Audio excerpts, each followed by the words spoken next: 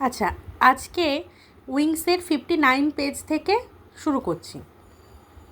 এখানে দেখো 59 পেজে রয়েছে টাইম অফ অ্যাকশন দিয়ে লেখা past time, present time, future time.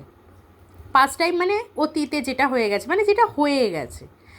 3টে সেন্টেন্স আছে দেখো। Yesterday you had a football match, মানে গতকাল তোমার একটা ফুটবল ম্যাচ ছিল। Last month you went to your grandparents house, আগের মাসে তুমি তোমার দিদা দাদুর বাড়ি গিয়েছিলে। আর last year you were in class 4, আগের বছর তুমি ক্লাস 4-এ ছিলে। এটা কি? এটা পাস্ট টাইম, মানে অতীতকালের কথা বলা হয়েছে। এবার present time. This morning is very Sunny, এই সকালটা খুব রৌদ্রোজ্জ্বল। সানি মানে প্রচুর রোদ থাকলে আর কি বোঝায়, সান থেকে এসছে Sunny.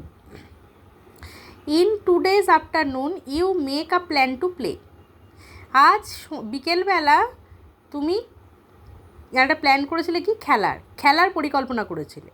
Today evening you have to study, আজ সন্ধ্যাবেলায় তোমাকে পড়তে হবে। এগুলো সবই বর্তমানকালের ধারণা দিয়েছে, মানে যেটা এখন হবে, এখন ঘটছে আর কি যেটা। আর ফিউচার মানে যেটা হবে। Tomorrow you will go to school, আগামীকাল তুমি স্কুলে যাবে। Tomorrow evening your friends will come at your place,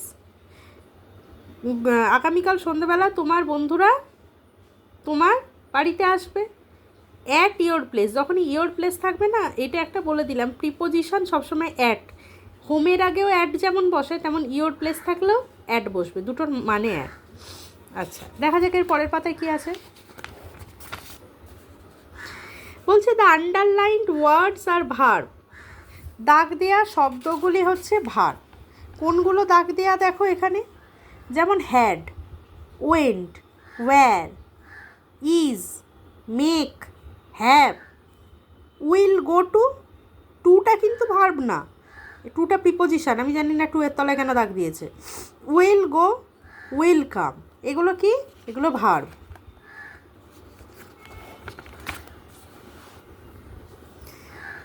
তারপর বলছে দেখো, verb shows the action of nouns or pronoun. তাহলে ভার্ব কি দেখাচ্ছে? ভার্ব নাউন বা প্রোনাউনের কাজ করার সময়টাকে বোঝাচ্ছে। যেমন the sun rises in the east, সূর্য কখন উঠছে? এই সূর্য কোথায় উঠছে? বলছে সূর্য উঠছে কোথায়? না, পূর্ব দিকে। সূর্য পূর্ব দিকে ওঠে। উই ডিড ইট ইয়েস্টারডে, আমরা এটা গতকাল করেছিলাম। তাহলে ইয়েস্টারডে সময়কে বোঝাচ্ছে। এখানে রাইজেস, উঠছে, এটা একটা সময় বোঝাচ্ছে।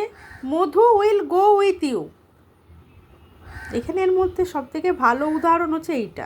উই ডিড ইট ইয়েস্টারডে, আমরা গতকাল এটা করেছিলাম। ইয়েস্টারডে যেহেতু এটা পাস্ট টেন্স, তার জন্য ডিড হয়ে গেল। ডিড হচ্ছে ডু এর পাস্ট ফর্ম। আচ্ছা, verb shows the action being done in a sentence, verb কোনো ব্যক্তি, প্রাণী বা বস্তু সম্পর্কে কোনো কিছু জানানোর জন্য ব্যবহৃত হয়। একটি বাক্যের বিশেষ্য বা কর্তা যে কাজ করে তাই ভার্ব বা ক্রিয়া। যেমন এখানে দেখো, দ্য মিল্ক ইজ হট, দুধটি গরম। তাহলে দুধটি কেমন? দুধটি গরম। এখানে কি হচ্ছে? দুধের সম্পর্কে জানাচ্ছে, এই যে মিল্ক সম্পর্কে জানাচ্ছে যে মিল্কটা কেমন, hot. I am a student of class 5, এখানে এই যে আইটা তো এখানে সাবজেক্ট বা আইটা কর্তা। কর্তা মানে কি? আমরা যে সাবজেক্ট প্রেডিকেট শিখেছি সেখানেই তো সাবজেক্টটা হচ্ছে কর্তা। তাহলে এখানে আই, অ্যামটা হচ্ছে ভার্ব। তাহলে অ্যাম এই আইটা সম্বন্ধে জানাচ্ছে। দে আর হ্যাপি, যদি আমি বলতাম দে হ্যাপি, কোনো মানে হতো না। নাউনের পর একটা তো ভার্ব থাকতে হবে, হ্যাপিটা তো অ্যাডজেক্টিভ। তাহলে দে আর হ্যাপি, তারা খুব খুশি। এখানে দেটা হচ্ছে প্রোনাউন, প্রোনাউনের পর এটা আটটা ভার্ব, এটা হ্যাপিটা হচ্ছে অ্যাডজেক্টিভ। তাহলে এই যে দে, এদের সম্পর্কে জানানোর জন্য এখানে আটটা ব্যবহার করা হচ্ছে। দে আর হ্যাপি, তারা খুশি। এই যে তারা হলো খুশি, এই যে আটটা কেন ব্যবহার হচ্ছে? এই দেটার জন্য ব্যবহার হচ্ছে। দে সম্পর্কে কিছু বলার জন্য এই আটটা ব্যবহার হচ্ছে। দে আর হ্যাপি, আর তারা এখানে খুব খুশি। Rai and Debu were in this school last year, তাহলে রাই আর দেবু এই স্কুলে আগের বছর ছিল। তাহলে এখানে রায় আর দেবু সম্পর্কে কিছু জানানোর কাজ করছে। আই ওয়াজ ইন ক্লাস 4, আমি ক্লাস 4-এ ছিলাম। তাহলে এই আমি আগের বছর কোথায় ছিলাম? ক্লাস 4। এই ক্লাস 4 যে ছিল সেটা বোঝানোর জন্য এখানে ওয়াজ ভার্বটা ব্যবহার করা হয়েছে। Verb shows belonging or position, কোনো কিছু কোনো ব্যক্তি বা বস্তুর অধীনে থাকা আছে অর্থেও ভার্ব ব্যবহার করা। যেমন আই হ্যাভ 2 পেন্স, আমার কাছে 2টো পেন আছে। Jui and Anita have a nice story book, Jui আর অনিতা একটা ভালো স্টোরি বুক আছে, গল্পের বই আছে। Moumita has that book also. এই যে এইখানে দেখো এইগুলোতে কিছু আছে, যেমন দেখো আই হ্যাভ 2 পেন, ঠিক আছে, আইটা নাউন, এখানে 2টো পেন, মানে আমার আছে 2টো পেন।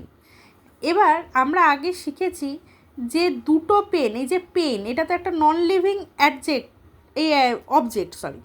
নন লিভিং অবজেক্ট, যে আমার কাছে 2টো পেন আছে, এটা আমার। এই যে এই পেনটা, ধরো আই হ্যাভ আ পেন, আমি যদি উদাহরণ দিই, এই পেনটা আমার, এটা বোঝানোর জন্য আমি যদি বলতাম আই 2 পেন্স, কোনো মানে হতো? ভার্বই তো নেই, তাহলে বাক্যের মানে হবে কি করে? এই আই 2 পেন্স না বলে আমি যদি বলি আই হ্যাভ আ পেন, আমার একটা পেন আছে, তাহলে এই হ্যাভ হ্যাজ কখন ব্যবহার করা হয়? আমার কিছু আছে। এবার আমার জায়গায় অন্য কেউ হতে পারে, আমি, তুমি, মানে কারো কিছু আছে বোঝাবার জন্য আমরা হ্যাভ হ্যাজ হ্যাড ব্যবহার করি। হ্যাড হচ্ছে হ্যাভ হ্যাজের পাস্ট ফর্ম।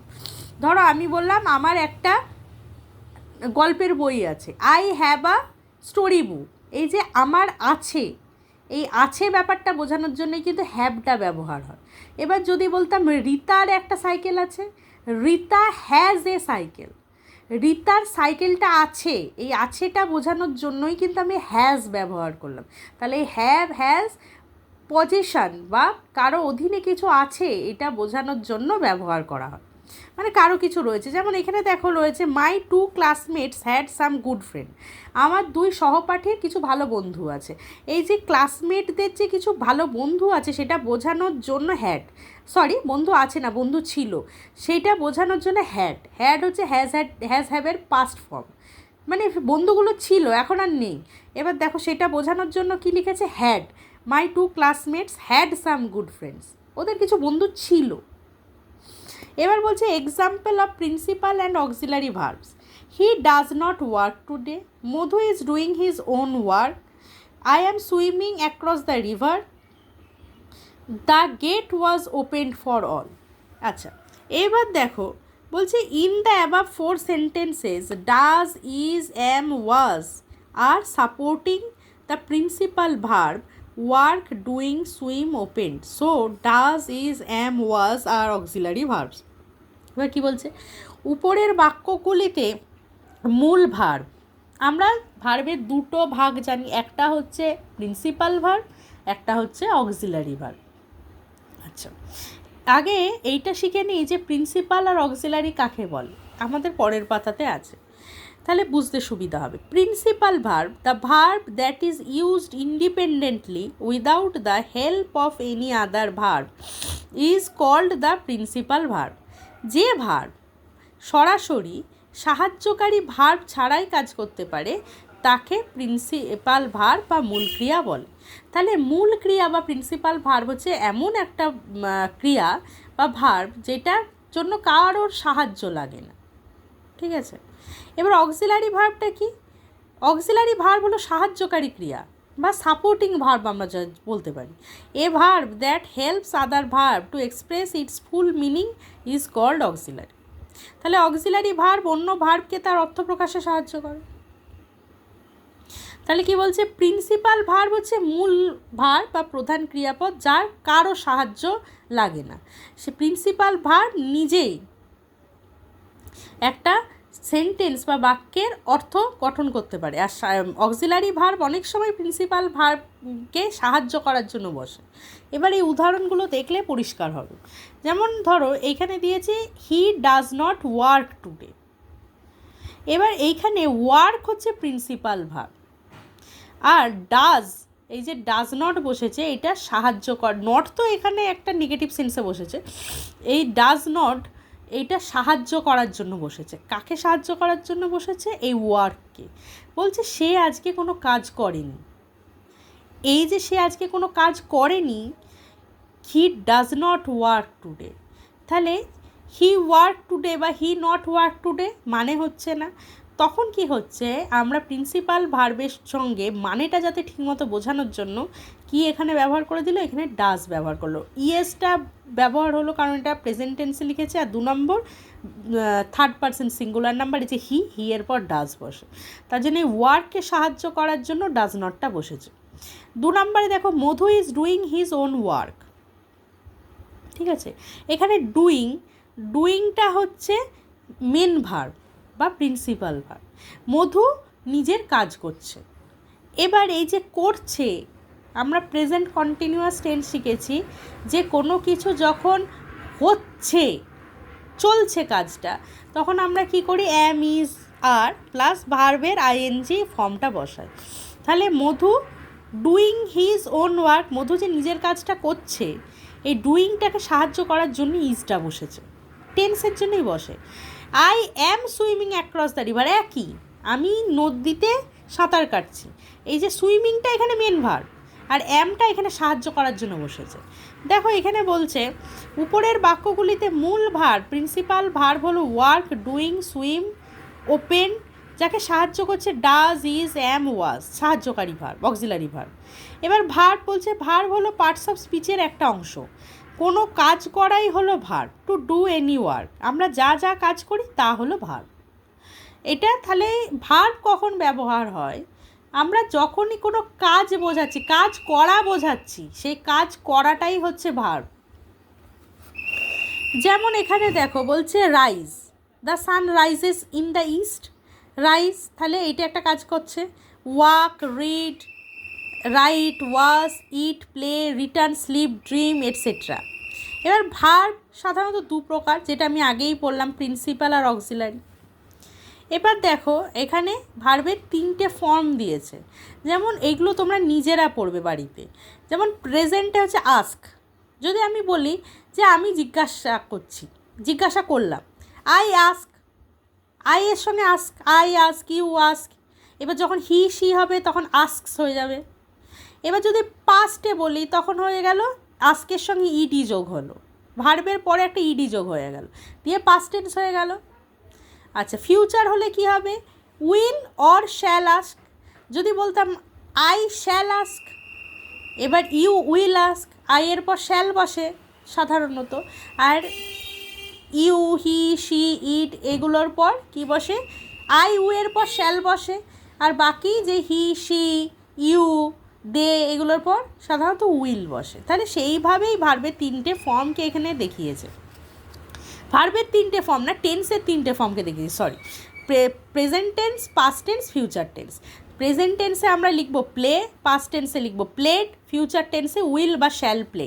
এটা উইল বা শ্যালটা কেন ওর দিয়ে লিখেছে, আই মানে যেটা থাকবে, আই থাকলে শ্যাল, ইউ থাকলে উইল, এই জন্য দুটোই স্ল্যাশ দিয়ে এখানে লিখেছে। আচ্ছা, প্রত্যেকটাই তাই করেছে।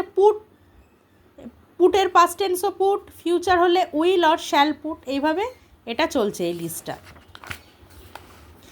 এরপর চলে এলো, এরপর তার পরের পেজে আবার ভার্ব থেকে নতুন একটা টপিকে চলে এলো, সেটা হচ্ছে preposition. Use of some common prepositions by means of a diagram, ছকের সাহায্যে প্রিপোজিশনের ব্যবহার বোঝানো। প্রিপোজিশন অফ প্লেস, স্থান নির্দেশক প্রিপোজিশন ব্যবহার।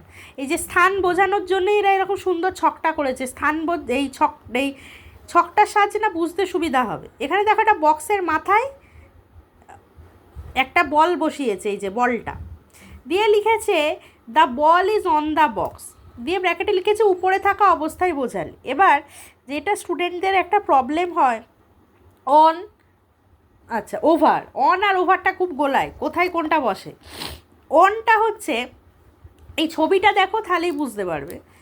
অন মানে এই যে বক্সটার উপরে আছে এবং বক্সটাকে ছুঁয়ে আছে। যখন এই ধরনের কিছু বোঝাবো, মানে শুধু উপরে থাকছে এবং তার সঙ্গে সেই জিনিসটাকে স্পর্শ করে আছে, তখন হবে সবসময় অন। ধরো টেবিলের উপরে কিছু আছে, এবার টেবিলের উপরে যদি আমি এই যে যেমন দেখো আমার এখানে এই যে একটা স্টাডি টেবিলের উপরে আমি বইটাকে রেখেছি, তাহলে কী হবে, the book is on the study table. কেন অন হচ্ছে, কেন আমার বইটা স্টাডি টেবিলটাকে ছুঁয়ে আছে, স্টাডি টেবিলটার উপরেই রয়েছে, তার জন্য অন দ্য স্টাডি টেবিল। তাহলে the book is on the study table. এখানেও তেমন, the book is on the box, এটা সবসময় মাথায় রাখবে। তারপরে দেখো বলছে এই বক্সটার মধ্যে রয়েছে, মধ্যে বলছে কি the ball is in the box. সাধারণত কোনো জিনিস যদি মধ্যে থাকে তখন আমরা বলি the ball is in the box or inside the box. In আর ইনসাইডের কাজটা একই রকম, প্রায় দুটোই মধ্যে থাকা বোঝালে ইন বা ইনসাইড বোঝানো হয়। তারপরে বোঝাচ্ছে দেখো the ball goes into the box, বাইরে থেকে ভিতরে আসা বোঝালে সবসময় হবে ইনটু। ধরো এখানে কেন ইনটু, এই যে দেখো একটা অ্যারো দিয়ে দিয়েছে বোঝানোর সুবিধার জন্য। এই বলটা সাপোজ এই বলটা বাইরে ছিল, এই বলটা বাইরে থেকে ভিতরে এই বক্সের ভিতরে ঢুকেছে, এই যে বাইরে থেকে ভিতরে ঢুকছে, বাইরে থেকে ভিতরে ঢুকলে তখন বলে the ball goes into the box. ঠিক আছে, কোনো যদি ধরো একটা বাচ্চা একটা রুমের বাইরে ছিল, বাইরে থেকে সে রুমটার ভিতরে ঢুকলো, তখন বলবে the child goes into the room. বাইরে থেকে ভিতরে ঢোকা সবসময় ইনটু। ধরো একটা বল তোমাদের একটা এই কম্পোজিশনেই ছিল উইংস বইয়ে, খেলতে খেলতে ফরগটেন প্যালেসের মধ্যে ছিল, যে খেলতে খেলতে ওদের বলটা গভীর জঙ্গলটার মধ্যে পড়লো, তাহলে বলটা কোথায় গেল, ইনটু। সেক্ষেত্রেও কিন্তু প্রিপোজিশন ইনটু হবে, কারণ বলটা খেলতে খেলতে বাইরে থেকে এসে জঙ্গলের মধ্যে পড়লো। আচ্ছা, এবার বলছে the ball is beside the box, পাশে বোঝালে। এই দেখো এখানে বক্সটা, এখানে বলটা, ধরো ঠিক পাশেই। এইখানে দেখো আমার এই স্টাডি টেবিলটা, আমি এই বইটার ঠিক পাশেই পেনটা রেখেছি, তাহলে the pen is beside the book. ঠিক তেমনিভাবেই the ball is beside the box. এরপর বলটা নিচে বোঝালে the ball is under the box. ধরো আন্ডার দ্য টেবিল, একটা বিড়াল একটা টেবিলের নিচে বসে আছে, তখন তা কি বলবো আমি, কি the cat is under the table. এরপর এইদিকে দেখো উপরে আছে, বক্সটার উপরে আছে কিন্তু বক্সটাকে ছুঁয়ে নেই, যেই কারণে আমি স্পর্শ করার কনসেপ্টটা তোমাদের বললাম। বক্সটা উপরে আছে কিন্তু বক্সটাকে ছুঁয়ে নেই, এই ক্ষেত্রে কী হবে, the ball is thrown over the box. অপেক্ষাকৃত উপরে কিন্তু স্পর্শ অবস্থায় না থাকা বোঝাবে। কোনো জিনিস উপরে আছে কিন্তু যদি না ছুঁয়ে থাকে তখন হবে ওভার।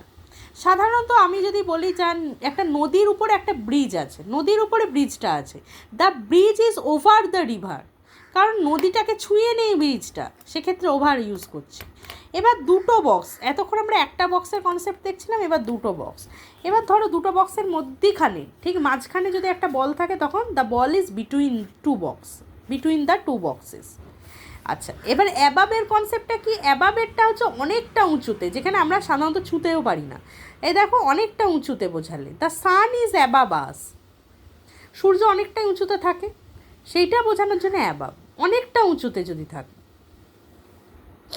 এরপর দেখো বলছি use of preposition of time. এতক্ষণ আমরা প্রিপোজিশন অফ প্লেস পড়ছিলাম, স্থান। এবার আমরা টাইম পড়ব। বলছে before a particular day or date, on বসবে, বার বা তারিখের আগে কোনো একটা নির্দিষ্ট বার, বার বলতে আমরা সোমবার, মানে সোমবার থেকে রবিবার পর্যন্ত যে বারগুলো, সেগুলোকে সপ্তাহে 7 দিনের কথা বোঝাচ্ছে বার বলতে। আর তারিখ, যে কোনো তারিখের আগে সবসময় অন বসবে। কীভাবে এক্সাম্পল দিয়েছে দেখো, he came here on last Sunday, এই যে সানডে আছে, সানডের আগে on. I met him on 5th May, এই যে এখানে দেখো তোমরা এখানে কি দেখবে, এই যে তারিখটা আছে, তারিখের আগে এই যদি ফিল ইন দ্য ব্ল্যাঙ্কস দিত, তাহলে তারিখের আগে ফিল ইন দ্য ব্ল্যাঙ্কস থাকতো, এই যে 5th একটা তারিখ, সেইটার আগে সবসময় অন হবে। Before month or year, in, মাস বা বছরের আগে সবসময় ইন হবে। যেমন ইন্ডিয়া ওন ফ্রিডম ইন 1947, তাহলে 1947 সালে ভারতবর্ষ স্বাধীনতা পেয়েছিল, তাহলে 1947-এর আগে কী হবে? ইন হবে। I was born in September, আমি সেপ্টেম্বর মাসে জন্মেছিলাম, তাহলে সেপ্টেম্বরের আগে কি হচ্ছে? ইন হচ্ছে। তাহলে এইগুলো না মাথায় রাখবে যে কোনো সপ্তাহের কোনো বার বা তারিখ বললে অন হবে, বছর কোনো নির্দিষ্ট বছর বা মাস বললে ইন হবে। এরপর বলছে বিফোর টাইম অ্যাট, কোনো নির্দিষ্ট সময়ের আগে সব সময় অ্যাট বসবে।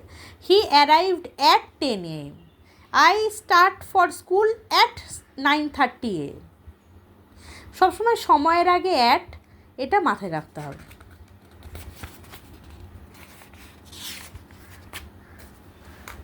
এখানে এবার কিছু ওয়ার্ড্রোব দিয়েছে, যেমন দেখো এই ওয়ার্ড্রোবগুলো পড়তে হবে, কিন্তু এগুলো নিজেদের পড়তে হবে। এই ওয়ার্ড্রোবগুলো পড়লে কি হবে? এক, ওয়ার্ডসগুলো সম্বন্ধে জানতে পারবে। 2 নাম্বার, ওয়ার্ডগুলো কীভাবে ইউজ হচ্ছে সেটাও জানতে পারবে, তার শব্দার্থগুলোও জানতে পারবে। রিটায়ার্ড, এখানে দেখো ফার্স্টেই দিয়েছে রিটায়ার্ড। রিটায়ার্ড দুটো সিলেবিক ডিভিশন করেছে, আমরা কিভাবে উচ্চারণ করি? রিটায়ার্ড। আচ্ছা, রিটায়ার্ড মানে হচ্ছে চাকরি থেকে অবসরপ্রাপ্ত, no longer doing office work due to old age. He got retired from service yesterday. তাহলে রিটায়ার্ড দিয়ে তোমাদের যদি সেন্টেন্স তৈরি করতে পারে, তোমরা এইরকম সেন্টেন্স করতে পারবে। প্রমিসড, প্রমিসড, প্রমিসড দুটো সিলেবিক ডিভিশন। প্রমিসড মানে gave word to do something, প্রতিশ্রুতি দিয়েছিলেন। Anu promised not to tell lies. Paused একবারেই উচ্চারণ হয় একটা শ্বাসবায়ুতে।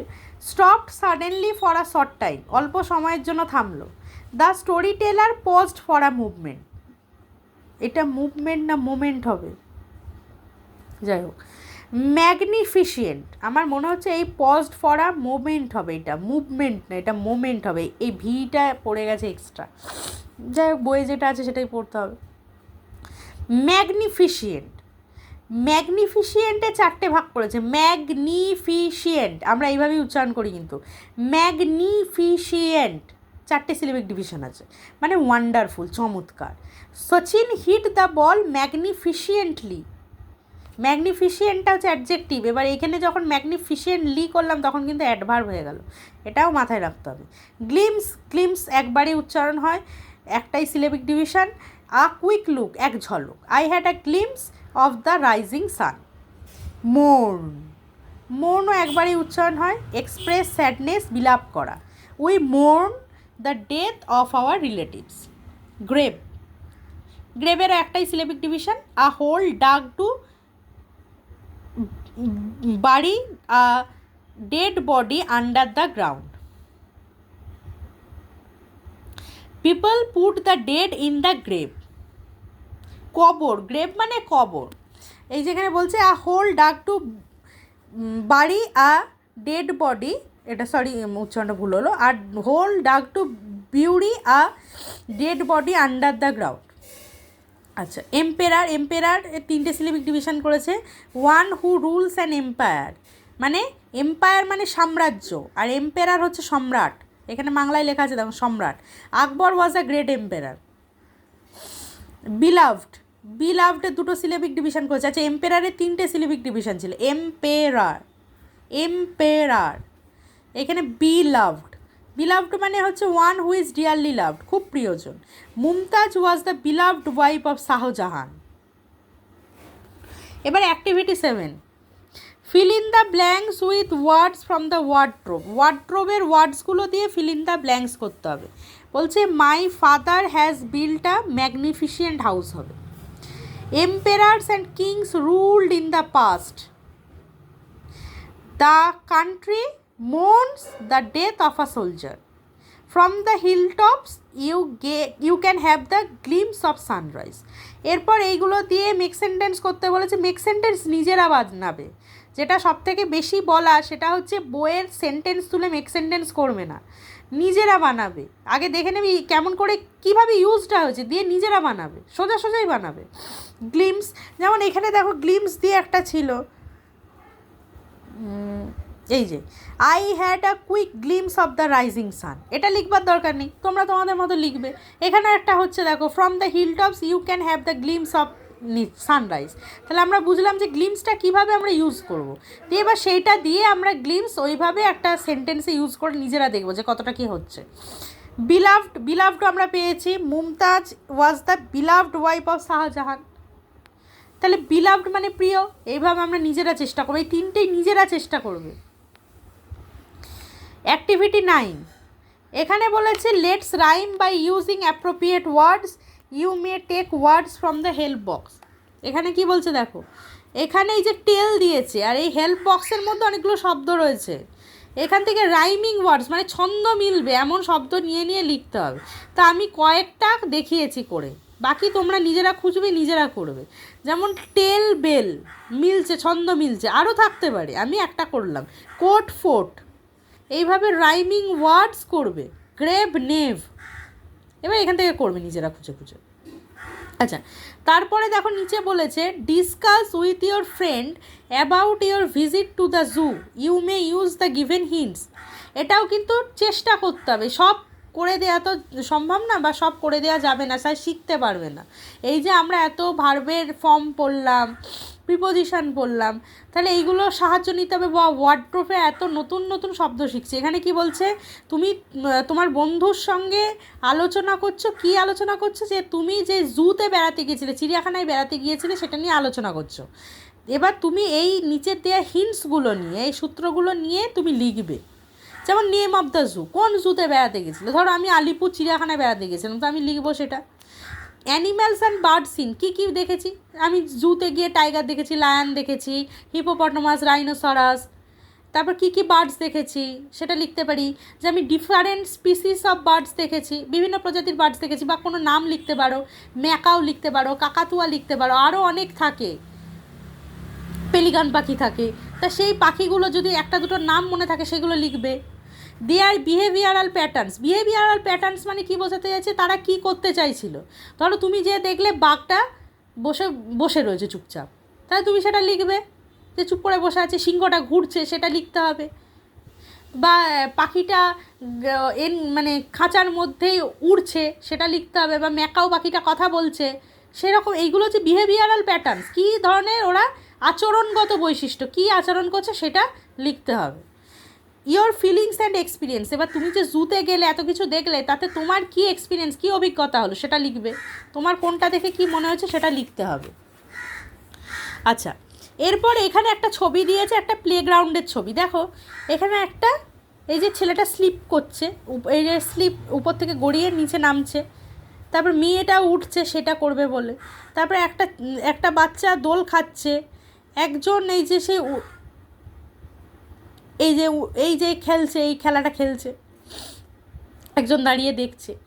তাহলে কি বলছে, right in 6 sentence about a park in your locality, তোমার অঞ্চলের পার্কের সম্বন্ধে লিখতে বলছে। এখানে ছবি দিয়ে দিয়েছে, এখানে হিন্টস দিয়েছে, place, things seen in the park, তুমি কী কী দেখতে পাও পার্কে, কোন জায়গায় পার্কটা আগে লিখবে। তারপর সেই পার্কে কী কী আছে, এই যে যেমন দেখো না, এখানে এত কিছু রয়েছে, দোলনা রয়েছে, বেঞ্চ আছে একটা বসবার মতো, এই যে একটা স্লিপের মতো আছে, একটা সিস আছে, এই খেলাটাকে বলছে সিস। তাহলে এইগুলো লিখতে হবে কী কী আছে পার্কে। তারপর বলছে amuse for children, senior citizen zone et cetera. এবার একটা পার্কে, বড় বড় পার্কে বাচ্চাদের খেলার আলাদা জায়গা থাকে, যেখানে এত কিছু করা থাকে, আবার বসবার জন্য বেঞ্চ থাকে, আবার সিনিয়র সিটিজেনদের জন্য কিছু ফেসিলিটি থাকে। এবার তেমন যদি তোমার পার্কের মধ্যে কিছু থাকে, তুমি 5 থেকে 6 বাক্যে সেটা লিখবে, নিজেরা গুছিয়ে লিখবে। আজকে এই পর্যন্তই, আবার এর পরের ভিডিওতে বাকিটা দেওয়া হবে।